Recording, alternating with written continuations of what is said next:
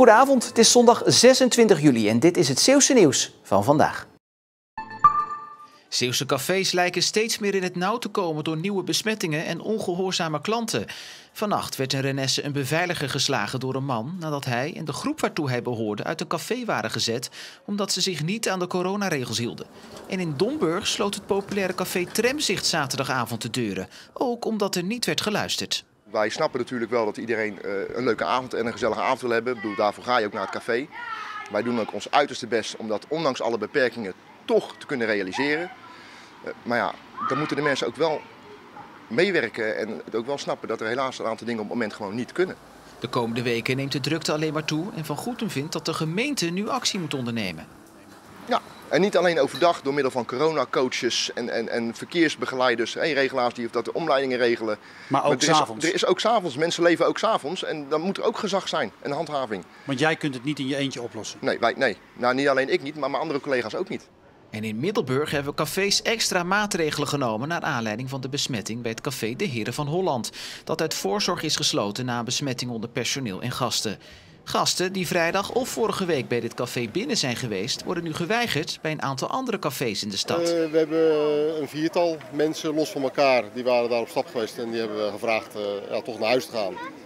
Uit voorzorg.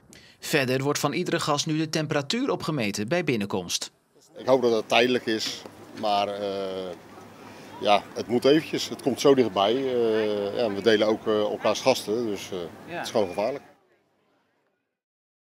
Ik loop nu op de grens van Nederland en België zonder problemen, maar in het voorjaar was dat een stuk lastiger.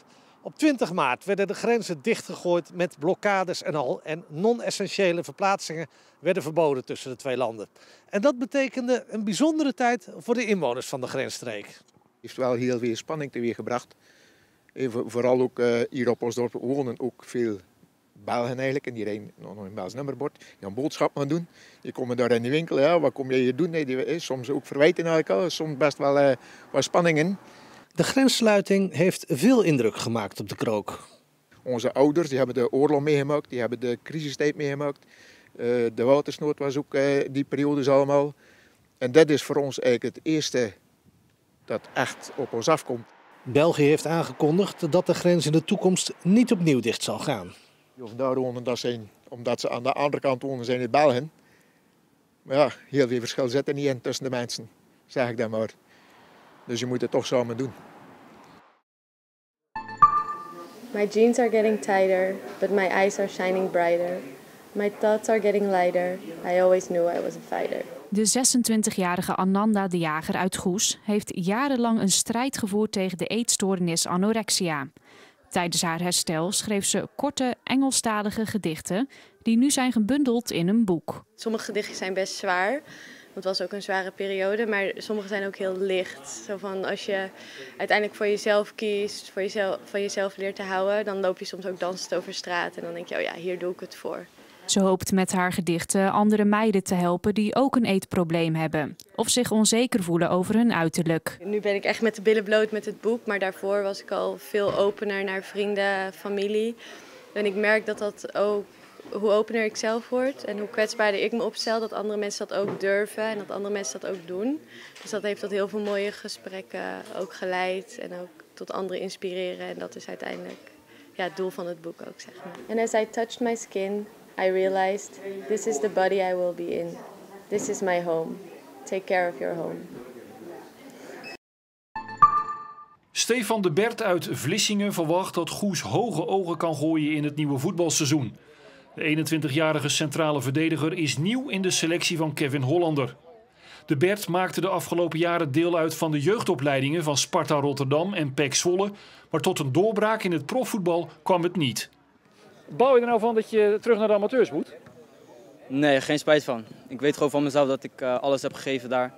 En ik vind het echt niet minder dat ik hier nu ga spelen of zo. Nee, ik heb er weer zin in. De Bert was na de winterstop ook al op proef bij Hoek en hij kon in Zeeuws-Vlaanderen blijven, maar zag daar toch vanaf. Ik heb met de trainer gesproken van Goes en die had zo'n goed verhaal. Dat sprak me wel aan. En hier heb je ook meer jonge jongens. En, bij Hoek heb je toch iets meer de oudere garde, zeg maar. En, ik zie hier ook meer kans op speeltijd. Het is een jonge groep. En als de trainer het voor elkaar krijgt om een goede sfeer te creëren, dan denk ik dat we hoog kunnen eindigen.